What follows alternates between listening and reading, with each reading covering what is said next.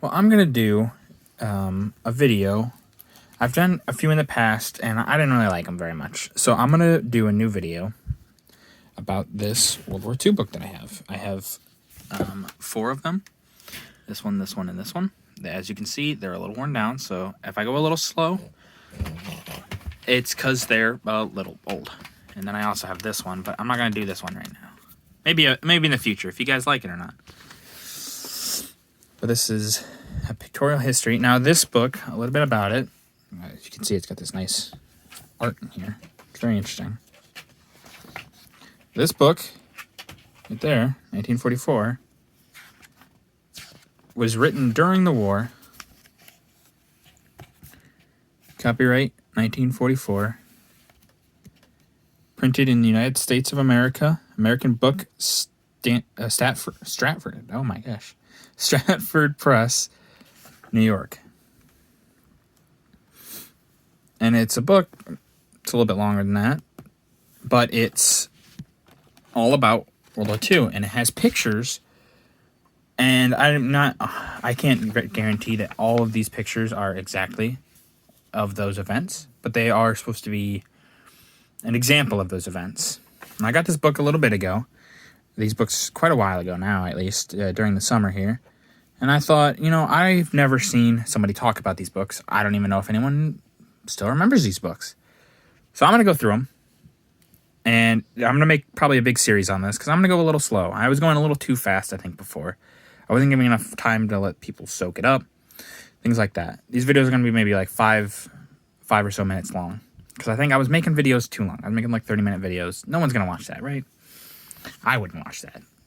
I mean, it would be kind of boring. So these are going to be like 5 minutes long. I don't want to do it in shorts. I will show some shorts. I will have some shorts of these books a little bit, but I think I'm going to do it about 5 minutes just to get an idea. This one's just going to be more an introduction. Here's a foreword. It says the most prodigious, I don't know. My English is sometimes a little rough, sorry. War in history has provided the reader with an inestimable quantity of photographic record. In addition, with a customary industry at the news agencies. And this is just describing all of these. The Pictorial Second World War, in its 2 volumes, has attempted to present. Now, this is volume 1. And as you saw, there's 4 volumes. So, I don't think they were fully thinking that they were going to have more than just these 2. And then this is the first year. And it gives a little overview of what started the war. Here. I'll read that out for everyone here. So this video might be a little bit longer. The storm, which had been brewing over Europe, broke on September 1st, 1939. Now, obviously, nowadays we would debate that, which is, was it when the Japanese the Japanese war with China? Is that when it started? Some would say that.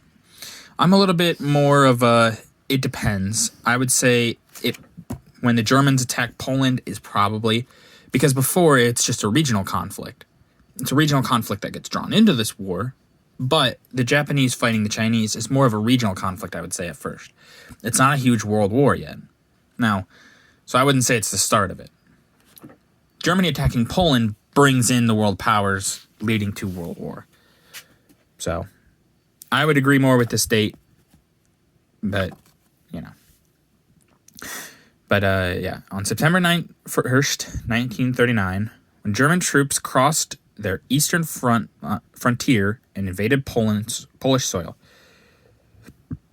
Since 1936, when she sent her troops into the Rhineland, Germany had executed each step of a carefully calculated plan, the ultimate objective of which was the regaining of her position as one of the world's great powers.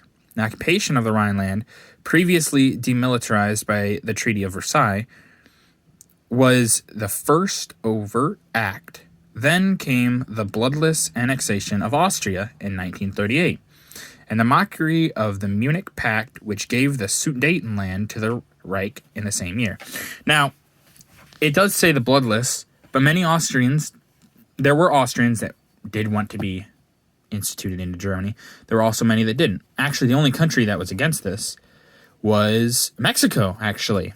Mexico in the League of Nations argued against this. They said this is wrong. Germany should not be doing this. The Auschwitz of Austria. But it was Mexico. Not many people listened very much, which I think they should have, but they didn't.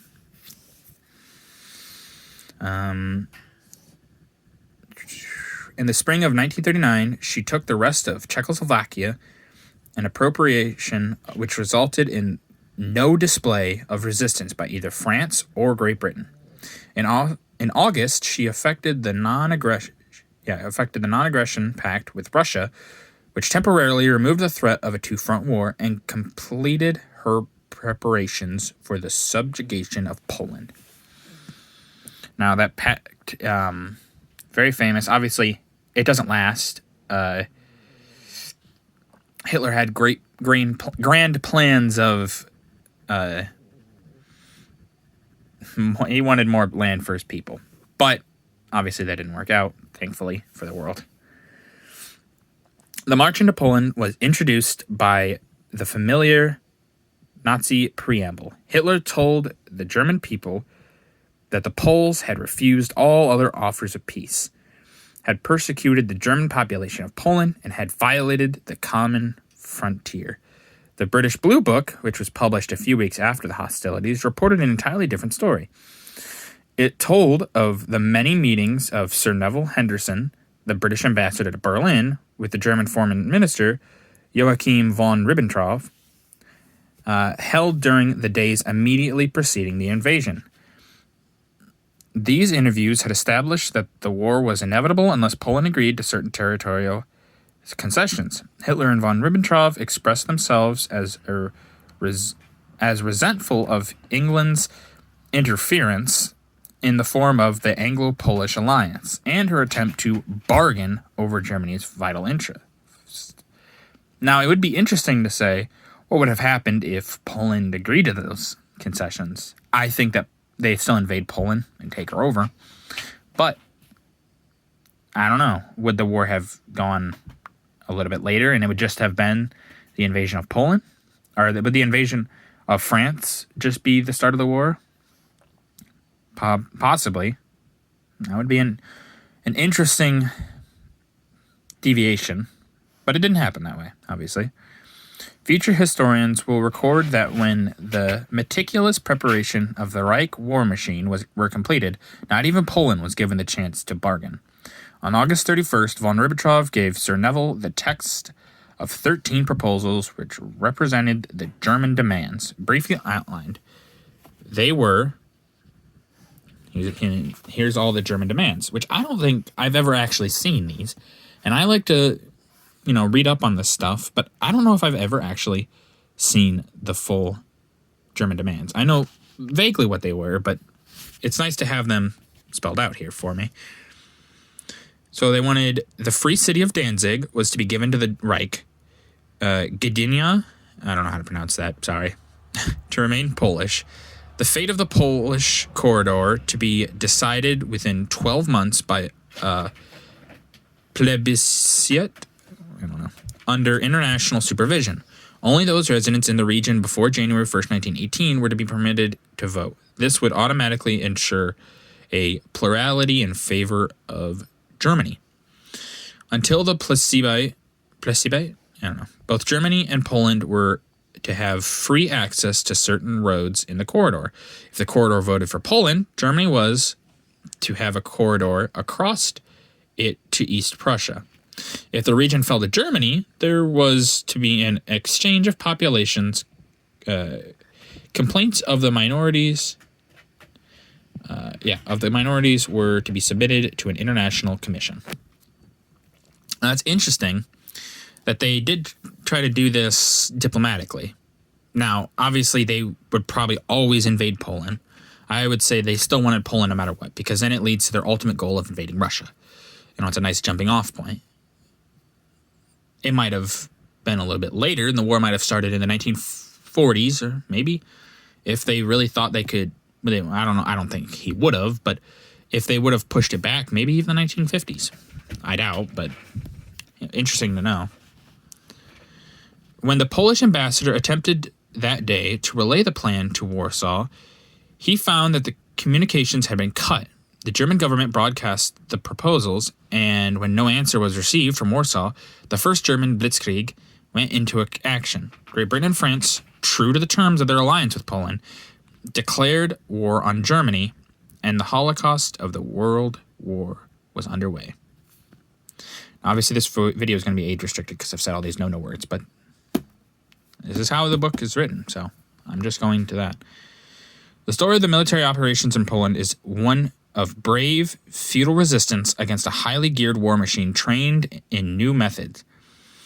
In the years during which the rest of Europe had attempted to stave off the inevitable through appeasement, Germany had been piecing together her military thunderbolt. Her bombing planes softened up the antiquated Polish fortifications and blasted away at key cities. Her mechanized divisions gobbled up huge areas of flat terrain of Poland with amazing speed. One by one, the cities of Czeskow, Katowice, Krakow, Gdynia, Kudno, and Brest-Litovsk fell in order. Obviously, I apologize for those pronunciations. They are awful. I think only Krakow was right, so I apologize. The German High Command announced on September 23rd that the Polish campaign was over, although the capital of Warsaw did not surrender until September 27th. The full significance of the German-Russian pact signed in August was revealed on September 16th when the Soviet government notified Warsaw it could no longer regard the Polish state as existing. Russian troops moved westward into Poland on September 28th. Foreign Commissar V.M. Molotov and von Ribbentrop signed an agreement partitioning Poland for the fourth time in history. And then Poland ceases to exist, basically, for a little bit until the end of the war, which is very sad. Poland went through a lot of these, obviously said fourth time in history. Poland has been in a state of existence and non-existence. The defense that the Poles had in World War II is very admirable. They put up a good fight, but were outnumbered by the two giants clashing down on them. If the Allies... So when they declared war, they did not attack right away. If they would have attacked right away, I still think Poland falls, but I don't think Germany conquers France. But that didn't happen, obviously, so it's only what-ifs. And then it's the Russian... This is going to go into the Russian-Finnish War, which many, I'm sure, know now. It's been covered to death, I think. But on November 28th, after a brief wrangle during which Russian demands that Finland secede certain territory in the Karelian Isthmus were denied, diplomatic relations between the two countries were broken. The United States government offered to mediate the dispute, but by November 30th, Russia's land, air, and sea forces had gone into action. For the first 2 months of the struggle, the Finns put up a magnificent fight. The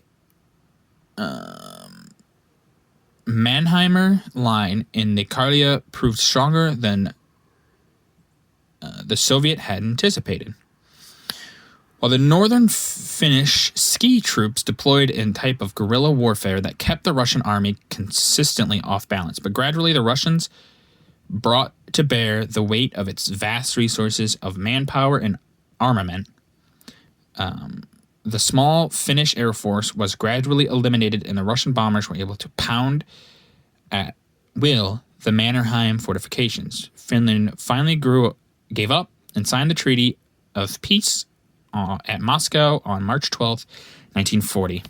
Now, poor Finland, they did put up a great fight, but the Soviet Union was huge. I don't think many people realize how huge it was. It also had a lot of people at the time. So Finland, which is much, much smaller, was never going to win that war, but at least they put up a decent fight. And they showed that just because they were smaller didn't mean they were out right away. The price she paid was the secession of the Karelian Isthmus, including the eastern islands of the Gulf of Finland and the city of Viipuri, I don't know, and the region around Lake Ladoga. Ladoga.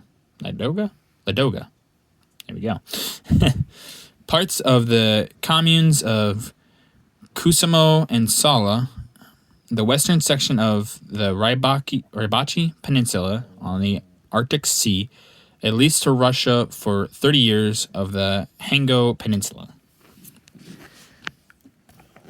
And now this is the war in the West. And then after this little bit, I will be done with this video, and then next video I'll get into the start of the war. Thus, the operations in the West had been so limited that American journalists began to write about the phony war. With the exception of minor skirmishes, French and German forces remained inactive on opposite sides of the Maginot Line. But on April 9th, Germany had opened her great assault by simultaneous movements into Denmark and Norway. Denmark's King Christian recognized the futility of his position and immediately ordered his subjects to submit. In Norway, Germany struck at several points. Troop transports accompanied by the main units. The German Navy steamed through the Kattegat and Skagerrak. I'm sorry, my pronunciation's still way bad. Here they met the British and French fleets. Now, that was printed a little weird, huh? Interesting. And French fleets in engagements costly to both sides. It has since been estimated that Germany lost 1/3 of her naval power in the Skagerrak and along the Norwegian Atlantic coastline, but her objective was accomplished when she forced landings at Oslo, Stavanger, Bergen, and Narvik. The surprise nature of the attack and the tenacity of Norway's Vidkun Krislag gave the important initial advantage to the German force. The British did manage to land forces at Andesland, Namsos, Trondheim, and Narvik area, but by May 8th, most of the Narvik area... but by May 8th, the British forces had withdrawn. In June, the last of the British left Narvik. On May 10th, Germany struck at France in a pattern which closely followed that of World War I. Skirting the Maginot Line, she sent her troops through Holland, Belgium, and Luxembourg. British forces already established in France went into Belgium to fight at the side of King Leopold's troops. On May 14th, the Dutch surrendered after their army and civilian population had taken an unmerciful pounding. On May 28th, King Leopold capitulated to prevent bloodshed in a hopeless cause. By this time, the German mechanized divisions had crossed the French border at Sedan, interesting, and were making their way towards the Channel ports. They captured the Boulogne. Sorry, I'm reading through the camera, and so this is really hard. They captured Boulogne May 25th, Calais May 26th, and now had the British bottled in Flanders, with Dunkirk presenting the only avenue of escape. By June 4th, the British had accomplished the historic evacuation of Dunkirk. They succeeded in the impossible of safely ferrying 330,000 troops out of the possible 400,000 troops to England. In facing alone the German war machine, the French assumed a hopeless task. Paris fell on June 14th, and on June 22nd, France surrendered and signed an armistice terms at Compiègne. Now, the French, they get made fun of a lot, but they honestly were kind of backstabbed by a few of their generals. Some of them just didn't want to fight, and they liked Germany more, honestly. But France put up a valiant fight. The French actually helped stave off so that the British could evacuate on Dunkirk in basically a when they knew the British were gone, they surrendered, kind of thing. But they put up a decent fight, and then they still put up a decent fight after they were captured through espionage. I think the French did a good job. It is sad that they didn't put up a bigger defense, but sometimes these things happen. Meanwhile, Italy had gained much doubtful fame by declaring war on France and Great Britain on June 10th, a date when the defeat of France was assured. During the remaining few days of French resistance, Italian troops deployed along the French border in an ineffectual manner, which earned her some minor territorial awards at the armistice. It was not until August that Italy made her first real play in the Axis combination. In a campaign broadly calculated to take the Suez Canal and thus cut England's lifeline, her forces in Libya and Italian East Africa went into action. Her East African units took the British Somaliland on August 17th, and on September 16th, the zenith in the drive out of Libya was reached in the capture of Sidi Barrani. Now, that was the beginning of this book. It was a lot longer of a video. I apologize. I meant to make it a lot shorter. All the videos going forward will be shorter, as you can see. This is the first look at the first page of the pictograph. And they all have these, so I will probably go through 5 minutes on future videos, just going through it. And it'll be a long series, because there's a lot of books and there's a lot of pages. But I hope you guys enjoy. Thanks for watching, anyone that did. I appreciate it. And, yeah, have a good day.